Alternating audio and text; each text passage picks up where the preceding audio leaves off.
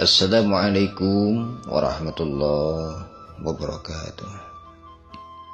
Kisah dan hikmah hikayat jelma anu katipu. Diriwayatkeun ti Hikrimah, aya hiji jalma anu ngaliwat kana hiji tangkal kai anu sok disarembah ku jalma-jalma masyrik. Manehna kacida ambekna, harita keneh indit mawa baliung mawa bedog, tujuanana rek nuar tangkal eta kai. Cuman di jalan kapanggih jeung iblis anu ngarupakeun jelema. Pok nanya, eta cek iblis, anjeun teh rek ka mana? Jawabna eta nu rek nuar kai teh, kaula rek nuar eta tangkal kai anu sok dipake atau disarembah ku jalma musyrik. Saenyana kaula geus janji karena Allah eta kai rek dituar. Ecek iblis, nah anjeun make rek nuar tangkal kai? Entong. Jalma nu rek nuar kai maksa bae rek dituar eta tangkal kai. Atuh ger bae pasea rongkah jalma nu rek nuar kai jeung iblis. Cuman iblis roboh, rubuh 3 kali tikusruk. Iblis ngomong, anjeun teh luar biasa, anjeun teh jung bae gera balik ku kaula janji rek mere 4 dinar dina sapoena, teu kudu usaha, teu kudu digawe, bakal boga harta anjeun. Cek jelema nu rek nuar kai, nah nya kitu.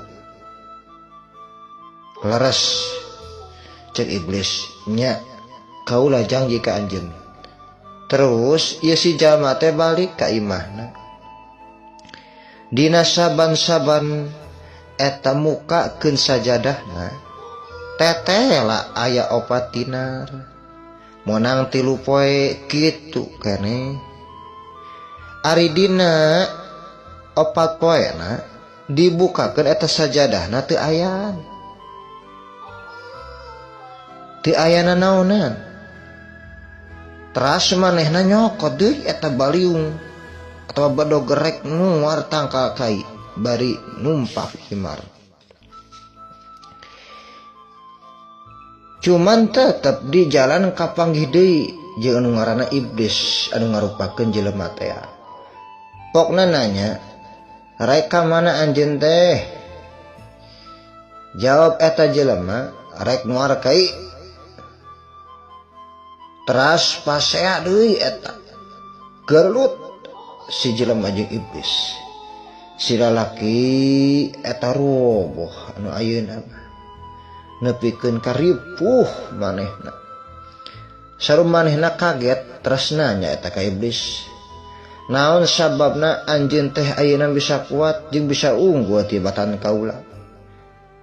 Ari da nu teu heula mah kaula teh anu unggul, anu hebat, anu gagah.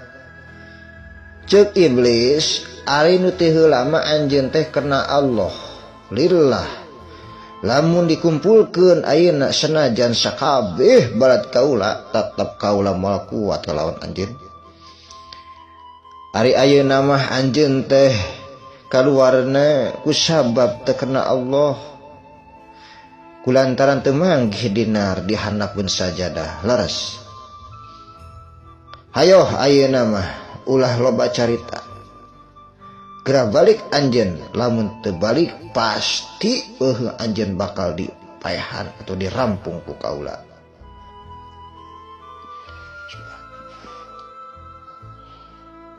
Ini kisah yang sangat luar biasa sekali. Ternyata memang benar, tak ada yang bisa mengalahkan setan atau iblis. Karena kita tahu bahwa iblis pun luar biasa. ahli dalam bidang agama. Karena sebetulnya iblis pada dasarnya pun gurunya para malaikat dan diamnya pun di surga. Dan sebelum iblis pun yang bernama Ajazil. Maka dia tahu strategi atau siasat yang luar biasa untuk mengelabui manusia yang karena Allah, jadi tidak karena Allah. Maka mudah-mudahan kita semua dilindungi oleh Allah Subhanahu wa Ta'ala, baik syirik jari maupun syirik khafi. Jadi secara zahirnya kita syirik, naudzubillah, khafi yang hanya kita tahu kita saja. Mudah-mudahan dari kisah ini menjadi pelajaran untuk kita untuk membenahi antara lahiriah dan batinnya, supaya benar ikhlas karena Allah semata-mata. Fa ya Rabbi bi ikhlas qulubana minasyirki wal isyan haqqan takhlas. Allahumma ahdina wahdi bina wahdina sujami'a waj'alna sababan liman ihtada wa akhrijna fi sabilika ila masyarikil ardi wa maghribi ila siratal mustaqim. Wabillahi taufiq wal hidayah. Wassalamualaikum warahmatullahi wabarakatuh.